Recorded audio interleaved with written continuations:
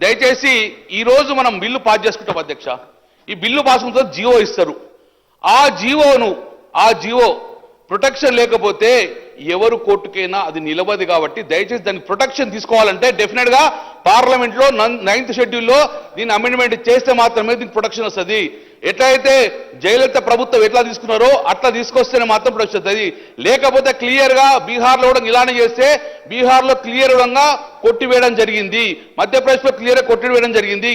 కాబట్టి దయచేసి నేను ప్రభుత్వాన్ని రిక్వెస్ట్ చేసేది ఒక్కటే, యాజ్ వెల్ శాస్త్రీయ ప్రకారం చేయాలంటే డెఫినెట్ గా ఈ బిల్లు ద్వారా వెళ్ళి 9th షెడ్యూల్ చేర్చినందుకు మీరు ప్రధానమంత్రి దగ్గరికి వెళ్ళి కూర్చొని క్యాబినెట్ లో పెట్టుకొని పార్లమెంట్ లో బిల్లు పాస్ చేస్తేనే ఈ యొక్క 42% డెఫినెట్ గా దానికి ప్రొటెక్షన్ దొరుకుతుంది.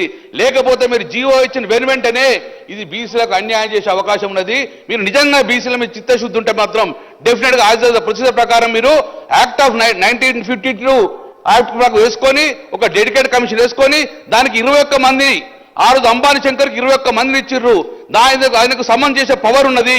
కానీ ఇక్కడ భూసాని వెంకటేశ్వరకు సంబంధం చేసే పవర్ లేదు, ఒకరే ఇచ్చిండ్రు. అతను 1982 to 1985 సుమారు 2.5 సంవత్సరాలు స్టడీ చేసిండు. కానీ మన భూసాని వెంకటేశ్వర రిపోర్ట్ ఏమైంది ఇంతవరకు తెలియదు.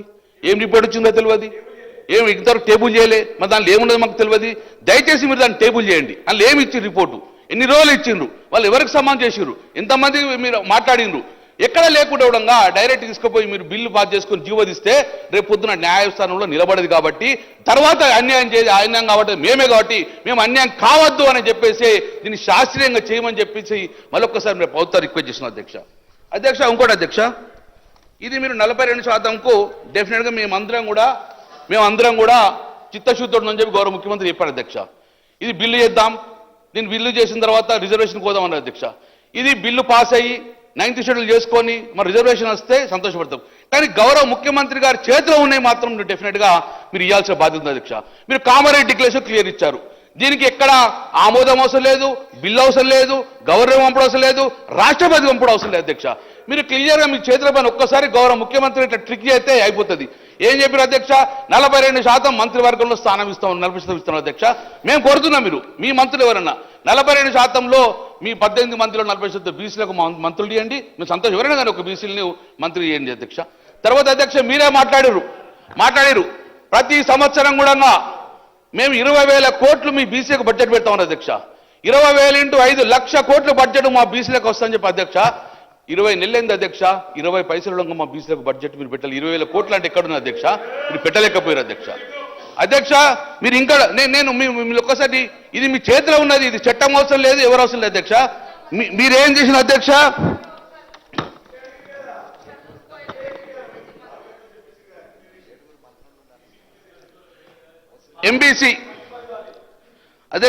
ఎంబీసీ కులాలకు ప్రత్యేక ఎంబీసీ మంత్రిత్వ శాఖ పెడుతోంది అధ్యక్ష. మేము డిమాండ్ చేస్తున్నాం, మీ చేతిలో ఉన్నది ఎంబీసీ మంత్రిత్వ ఇవ్వని చెప్తాం అధ్యక్ష. తర్వాత తెలంగాణ రాష్ట్రంలో ఏ వర్క్ అయినా కూడా అది మున్సిపాలిటీయా ఇరిగేషన్ ఏదైనా కానీ బీసీల కోసం 42% కేటాయిస్తాం అధ్యక్ష. ఇంతవరకు తెలంగాణ ప్రభుత్వము ఎన్ని కోట్ల వర్కులు ఇచ్చిండ్రు, అలా బీసీలకు ఎన్ని వర్కులు ఇచ్చినగా శ్వేతపత్రాలు ఇచ్చారు, అది మీ చేతిలో పని అధ్యక్ష. 42% ఇస్తే మీరు 1,00,000 కోట్లు వెళ్తే 42 కోట్లు ఎవరో మా బీసీ బిడ్డ వర్క్ చేస్తున్నటువంటి అది మీరు ఎంతవరకు ఇచ్చిండ్రో ఏమని చెప్తా అధ్యక్ష. తర్వాత అధ్యక్ష ఎప్పుడు అధ్యక్ష మీరున్న కార్పొరేషన్ చైర్మన్లలో కూడా 42% మా బీసీలకి మేము డిమాండ్ చేస్తున్నాం అధ్యక్ష. మీరు ఇచ్చిందే, మేము కాదు ఇచ్చింది. కామారెడ్డి డిక్లరేషన్ చేయడం వల్ల బీసీల ఓట్లు గంపగుత్తగా మీరు ఓట్లు వేసుకొని ఈరోజు మీరు ప్రభుత్వం ఏర్పాటు చేసుకోవాలి అధ్యక్ష. బీసీలను విస్మరించొద్దని చెప్పేసి మీకు మళ్ళొక్కసారి కామారెడ్డి